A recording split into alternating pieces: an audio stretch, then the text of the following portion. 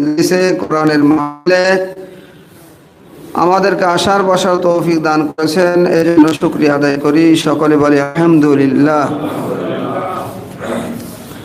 আমি পবিত্র কোরআনে পাক থেকে 3টে আয়াত তেলাওয়াত করেছি যাকাত সম্পর্কে। যেহেতু মাহে রমজানে অনেক ব্যক্তিরা যাকাত দিয়ে থাকেন, অতএব যাকাত সম্পর্কে আমাদের কিছু মাসলা মাসাইল জানা দরকার। আল্লাহ রাব্বুল আলামিন মানুষ জাতিকে সৃষ্টি করে কিছু আমল দিয়েছেন, যে আমলের মধ্যে কিছু আমল হলো মানুষের শরীরের সাথে সম্পৃক্ত, আর কিছু আমল আছে মালের সাথে সম্পৃক্ত।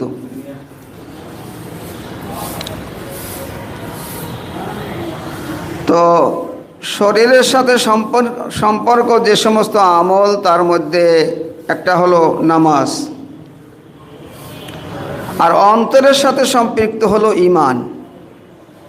ঈমানের পরে হলো শারীরিক ইবাদত নামাজ, এরপরে রোজা। মাহে রমজানে রোজা রাখা এটা শারীরিক ইবাদত। রমজান মাসে রোজা রাখা এটা ইনফেরাদি আমল। রমজান মাসে রোজা কিন্তু জামাতে রাখা যায় না, রোজা কিন্তু জামাতে হয় না, নামাজ কিন্তু জামাতে আদায় করতে হয়। রোজা কিন্তু ব্যক্তিগত আমল, এটা ইনফেরাদি আমল। আর এই জন্য রোজা ইনফেরাদি আমল হওয়ার জন্য আল্লাহ পাক যে রোজা ফরজ হওয়ার যে আয়াত নাজেল করছেন, সেই আয়াতের শেষে আল্লাহ বলছেন লাআল্লাকুম তাত্তাকুন। বান্দা এই রোজার দ্বারা মুত্তাকি হবে, রোজার আমলটার মধ্যে তাকওয়া থাকবে।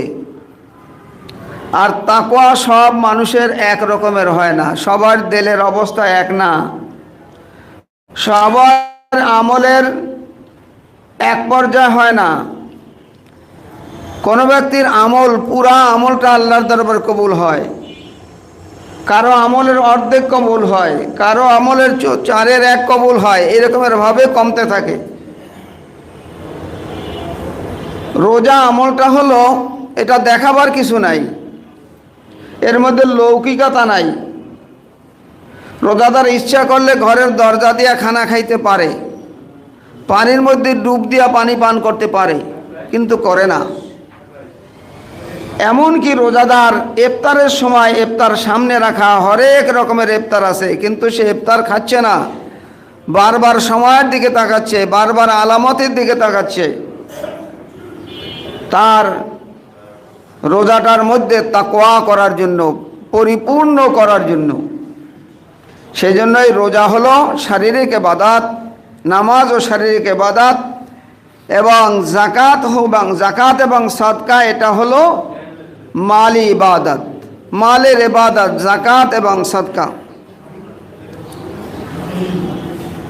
আর শরীর এবং মাল দুইটার সাথে সম্পৃক্ত যে ইবাদত, সেটা হলো হজ এবং উমরা।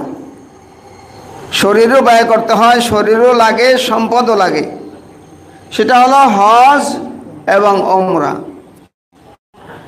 আজকে আমি জাকাত সম্পর্কে সংক্ষিপ্ত আলোচনা করছি ইনশাআল্লাহ। কোন মালে জাকাত ওয়াজিব হয়, জাকাত ফরজ হয়?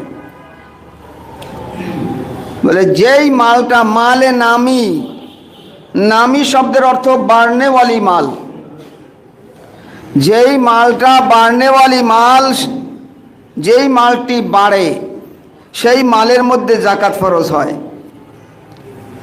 এই বাড়াটা, কোনো বাড়াটা হলো হাকিকি বাড়া, বাহ্যিকভাবে বাড়ে মালের মধ্যে, আর একটা হলো হুকমান বাড়ে। একটা হাকিকি বাড়া আর একটা হলো হুকমান বাড়া। হাকিকি বাড়া কেমন? যে টাকা আছে, যে সম্পদ আছে, এটা যদি ব্যবসা করে তখন ওই টাকাটা আরও বৃদ্ধি পায়, এটা হাকিকি বাড়ে। 1 লাখ থাকলে 2 লাখ হয়, 3 লাখ হয়, 5 লাখ হয়। আর একটা হুকমান বাড়ে, মানে সেই আসলে বস্তুতে বাড়ে না, কিন্তু তার মানগত বাড়ে, সেটা হলো স্বর্ণরৌপ্য। স্বর্ণরৌপ্য বাড়ে না, কিন্তু তার মান বাড়ে, তার দাম বাড়ে, তার মূল্য বাড়ে। এই জন্য 3 প্রকার হলো মালে নামি। একটা হলো, 1 নম্বর হলো স্বর্ণরৌপ্য, 2 নম্বর হলো ব্যবসার মাল, 3 নম্বর হলো পশু। পশু থাকলে সেখানে পশুর ভিতরে জাকাত আছে। তবে আমাদের বাংলাদেশে এই পশুর ব্যাপারে আলোচনা খুব কম করা হয়, যেহেতু আমাদের দেশে পশু খুব কম। আর পশুর জাকাত হলো, যদি উট থাকে 5টা উটের মধ্যে জাকাত, যখন 5টা উট থাকবে তার জাকাত দিতে হয়। যার 30টা গরু থাকে, 30 পর্যন্ত, 30-এর কমের মধ্যে জাকাত নাই। উটের মধ্যেও 5-এর কমের মধ্যে জাকাত নাই। 5টা হইলে উট জাকাত দিতে হয়। আর গরু যদি 30টা হয় জাকাত দিতে হয়। বকরি যদি 40টা হয় সেখানে জাকাত দিতে হয়। অর্থাৎ এই ব্যাপারে আমাদের এখানে আলোচনা প্রয়োজন খুব কম। বিশেষ করে আমাদের এখানে টাকা এবং স্বর্ণরৌপ্য, স্বর্ণরৌপ্য এখন জাকাতের একটা নেশাব আছে। কখন নেশাব কতটুকু? বলে নেশাব হলো, স্বর্ণের নেশাব হলো 20 মেসকাল। 20 মেসকাল, 20 মেসকালে কতটুক হয়? তোলা বা বড়ি হিসেবে যদি ধরি তাহলে 7.5 তোলা হয়। বড়ি হিসেবে যদি ধরি তাহলে 7.5 তোলা হয়। আর এখন বর্তমান কেজির মাপে যদি ধরি তাহলে হয়, প্রতি বড়ি হলো 11 গ্রাম 664 মিলি। 11 গ্রাম 664 মিলি। এর 7 বড়ি, অর্থাৎ 7 গুণ। আর যদি বড়ি ধরা হয়, তোলা ধরা হয় তাহলে 7.5 বড়ি। আর এইটা যদি গ্রামে নেওয়া হয় তাহলে হয় 87 গ্রাম 48 মিলি। তাহলে স্বর্ণের নেশাব হলো বর্তমান মাপে যে মাপ হয়, গ্রামের মাপ, তাতে 87 গ্রাম 48 মিলি যখন হবে, এইটা হলো নেশাব, স্বর্ণের নেশাব। সহজ ভাষায় আমরা বুঝি 7.5 বড়ি বা 7.5 তোলা। আর রূপার নেশাব হলো 200 দেরহাম। 200 দেরহামে জাকাতের নেশাব হয় রূপার। 200 দেরহামে হয় তোলার হিসাবে 52.5 তোলা বা 52.5 বড়ি। এইটা যদি আপনি গ্রামে নেন তাহলে প্রতি গ্রাম, অর্থাৎ প্রতি তোলা হলো, প্রতি বড়ি হলো 11 গ্রাম 664 মিলি। তো সেই হিসাবে রূপা হয়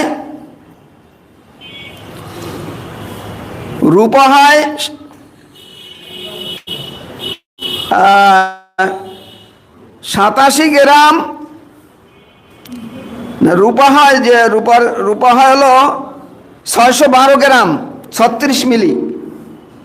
রূপার নেশাব হলো 612 গ্রাম 36 মিলি। এবার মূল্য হিসেবে যদি ধরা হয় তাহলে স্বর্ণের নেশাব ধরলে স্বর্ণের বর্তমান মূল্য আছে, যদি আজকের মূল্য ধরা হয়, আমি আজকের মূল্য হিসাবে নেটে যে মূল্য আছে, 22 ক্যারেটের স্বর্ণ মূল্য আছে, প্রতি বড়ির দাম হলো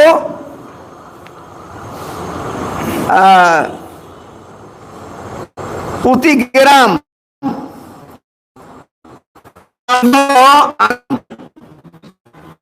অর্থাৎ এখন যে জাকাত ওয়াজিব হয় তাহলে হলো তোলার দাম আছে, বর্তমানে দাম আছে 2,50,000 টাকা। 2,13,650 টাকা এক বড়ি স্বর্ণের দাম এখন 22 ক্যারেট।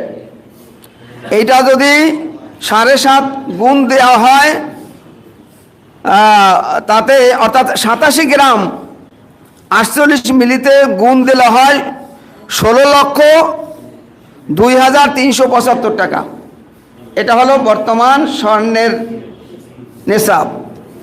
আর যদি রূপার নেশাব ধরি তাহলে রূপার নেশাবে আজকের মূল্য আছে 3,564 টাকা। রূপার বড়ি আছে 3,564 টাকা এক ভরি রূপার দাম আছে, কম বেশি হতে পারে। তাহলে এই হিসাবে 52.5 তোলা রূপায় আসে হলো 3,564 গুণ 52.5 তোলা, তাতে হয় 1,87,200 টাকা। 1,87,200 টাকা। অর্থাৎ রূপার নেশাব হলো 1,87,200 টাকা, স্বর্ণের নেশাব হলো 16,2,375 টাকা। এবার আমরা কোন নেশাবটা ধরব? তো ফতোয়া হলো যেই এলাকায় যেই জিনিসের দাম কম সেইটাকে ধরতে হবে, এবং এইটা হলো নেশাব। বাটখারা পর্যন্ত, যে বাটখারা দিয়ে সকল জিনিস মাপা হয়, সব মালপত্র, আলু, পেঁয়াজ, রসুন, চাল, ডাল সব মাপে বাটখারা দিয়ে, 1 কেজি দিয়ে বাটখারা না।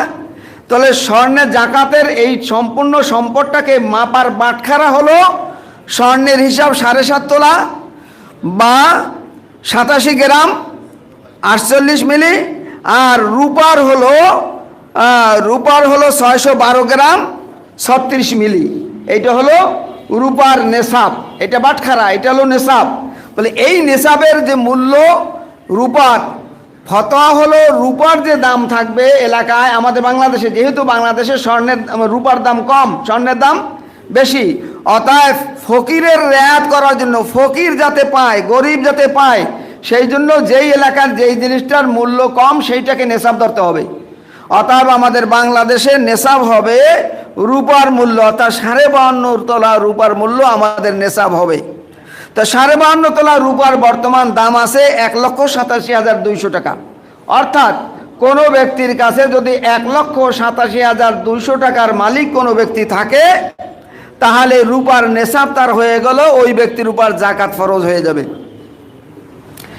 এই রূপার নেশাব অনুযায়ী যেই ব্যক্তির কাছে ব্যবসার মাল থাকবে, ব্যবসার মাল যে কোনো ব্যবসা হোক, সেটি মানে মুদি দোকানের ব্যবসা হোক, আর স্বর্ণের দোকানের ব্যবসা হোক, অথবা মেশিনপত্র পার্সের ব্যবসা হোক, যে কোনো ব্যবসা হোক, ওই ব্যবসার মূল্যটা যদি 1,87,200 টাকা হয়, 200 টাকা পরিমাণ হয়, তাহলে ওই ব্যক্তির উপর জাকাত ওয়াজিব, জাকাত ফরজ, তাকে জাকাত দিতে হবে। এবার ব্যবসায় নাই, তার ব্যাংকে আছে, ঘরে আছে, আলমারিতে আছে, নিজের কাছে টাকা আছে, এই টাকাটাও, অর্থাৎ নিজের কাছে গচ্ছিত টাকা, ব্যবসার টাকা, অথবা ব্যাংকে থাকুক, যেখানে থাকুক, কার কাছে পাওনা থাকুক, এই টাকার মালিক হইলে ওই ব্যক্তিকে জাকাত দিতে হবে, তার জাকাত তার উপর ফরজ হয়ে গেছে। অতএব জাকাত, নিজের ব্যবহৃত মালের মধ্যে জাকাত নাই। যে বাড়িতে বাস করে সেই বাড়ির কোনো জাকাত নাই। যেই সমস্ত আসবাবপত্র ব্যবহার হয়, ব্যবহারযোগ্য, সেই সমস্ত সামানে কোনো জাকাত নাই। এবং কোনো মিল ফ্যাক্টরি, যদি কোনো ফ্যাক্টরি থাকে, ওই মিল ফ্যাক্টরি যে মেশিনপত্রের মধ্যে জাকাত নাই। কিন্তু এই মেশিনের থেকে যেই মাল উৎপাদন হয়, অথবা কারো বাসা বাড়ি আছে, একটা বাড়িতে থাকে আর 2টা বাড়ি তার আছে, ভাড়া দেয়, বলে ওই বাড়ির বিল্ডিংয়ের উপরে জাকাত নাই, ওই জায়গার উপরে জাকাত নাই, কিন্তু ওই বাড়ি থেকে যে ভাড়া আসে সেই ভাড়ার উপরে জাকাত আছে। কথাটা বুঝে আসছে? অর্থাৎ যেইভাবে টাকা আসুক না কেন, অনেক সময় দেখা যায় জমি জমা নিজের থাকার জন্য যদি খরিদ করে, সেইটাই কিন্তু জাকাত নাই। কিন্তু ব্যবসার জন্য যদি কোনো জমি খরিদ করে রাখে, তাহলে সেই জমির মধ্যে মূল্যের মধ্যেও টাকা জাকাত আছে।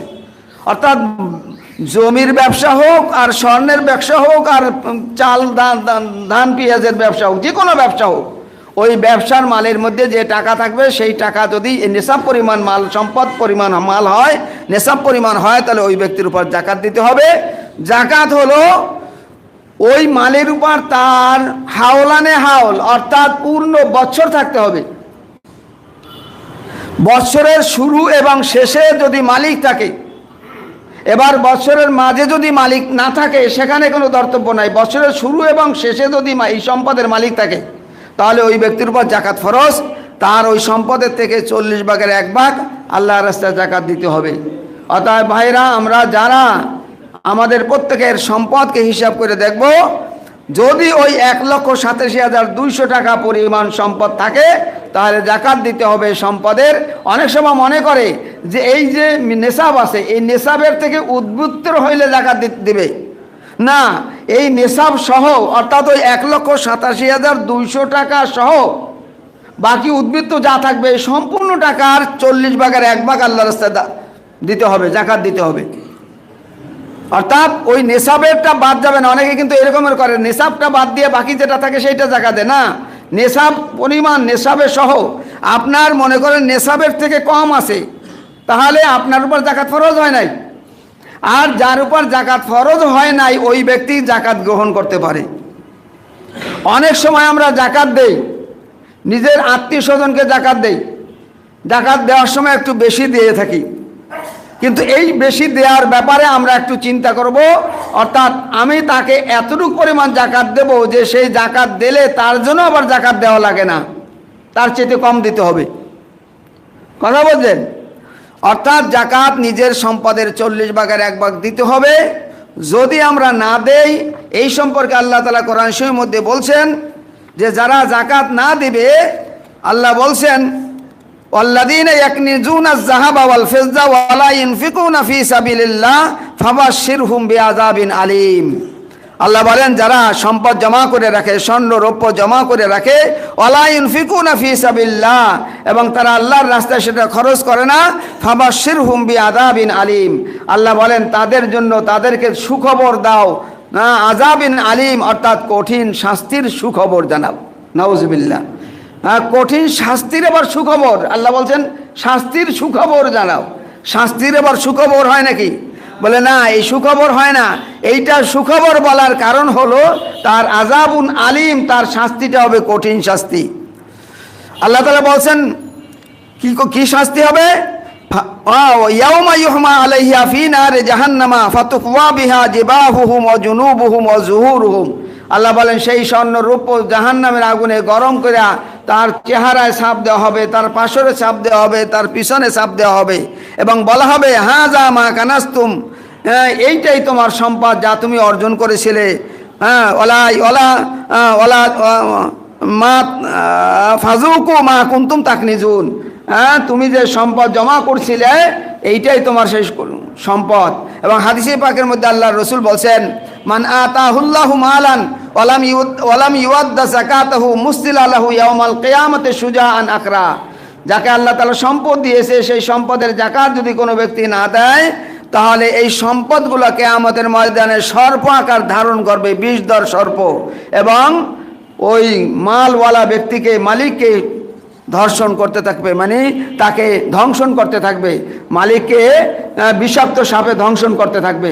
এই জন্য মেহেরবানি করে আমরা মালের জাকাত দিব। আর জাকাতের মাল কাকে দেবে? সূরা তাওবার 60 নম্বর আয়াতের মধ্যে আল্লাহ বলছেন 8 প্রকার লোককে মালের জাকাত দিতে হবে। ইন্নামাস সাদাকাতু লিল ফুকারা, 1 নম্বর হলো ফুকারা মানে ফকির, গরিব।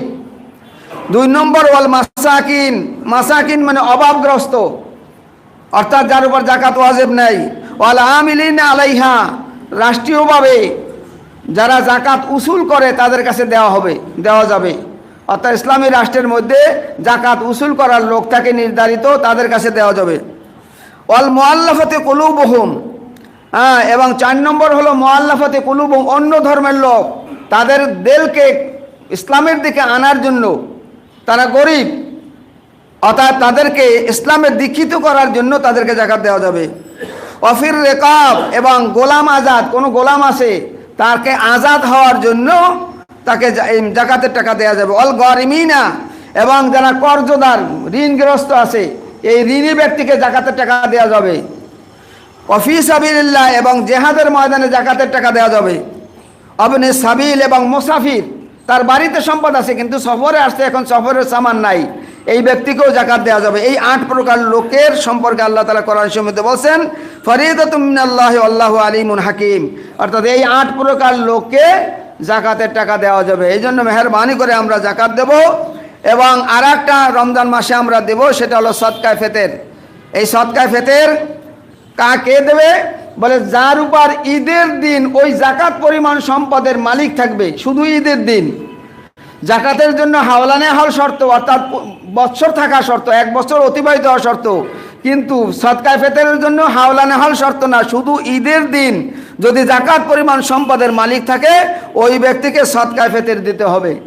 আমাদের বাংলাদেশ ইসলামী ফাউন্ডেশন সেই সদকায়ে ফিতর নির্ধারণ করেছেন।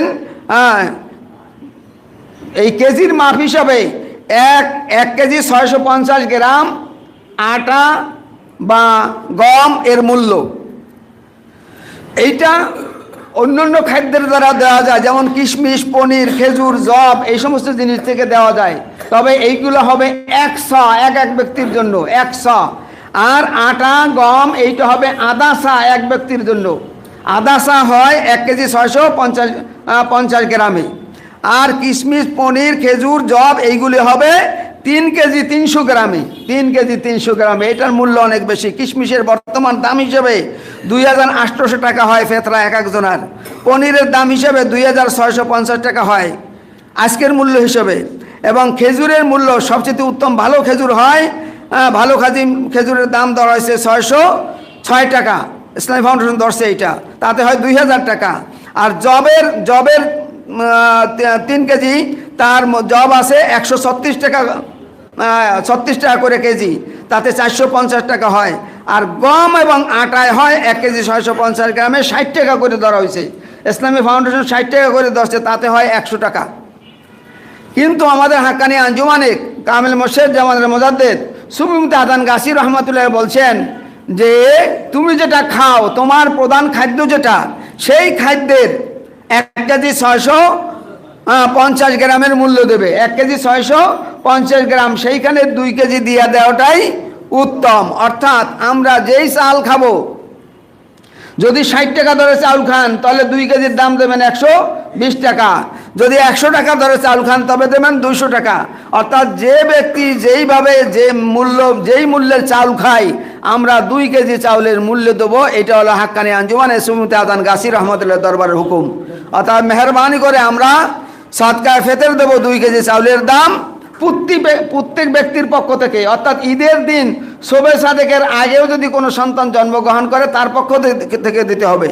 অর্থাৎ একান্নভুক্ত এক পরিবারে বাস করে এইরকম ব্যক্তিদের জাকাত পরিবারের প্রধান যিনি থাকে তিনি দেবেন। তবে সাবালেক ছেলে মেয়ে তারা যদি নিজেদের সম্পদ থাকে তাহলে নিজেদের সম্পদ থেকে দিয়ে দেওয়াটাই উত্তম। আর গার্জিয়ান যদি দিয়ে দেয়, পিতামাতা দিয়ে দেয়, তো এটা দিয়ে দিতে পারে, কিন্তু তার যদি সম্পদ থাকে তার সম্পদ থেকে দেওয়াটাই উত্তম। অতএব মেহরবানি করে আমরা যেহেতু রমজান মাসে আমরা জাকাত দিয়ে থাকি, রমজান মাসে জাকাত দিলে লাভ কি? বলে অন্য মাসে জাকাত দিলে জাকাতের 1 গুণ সওয়াব, কিন্তু রমজান মাসে জাকাত দিলে 70 গুণ বেশি হবে। আল্লাহ রসুল বলছেন একটা ফরজ আদায় করলে 70টি ফরজের আদায় সওয়াব পাওয়া যাবে। এই জন্য আমরা রমজান মাসে সবাই জাকাত দিয়ে থাকি। জাকাত রমজান মাসে দেওয়াই ভালো। অতএব আমরা মেহরবানি করে একটা জাকাত দিলে 70টা নেকি পাওয়া যাবে, 70টা ফরজ আদায় করার সওয়াব হবে।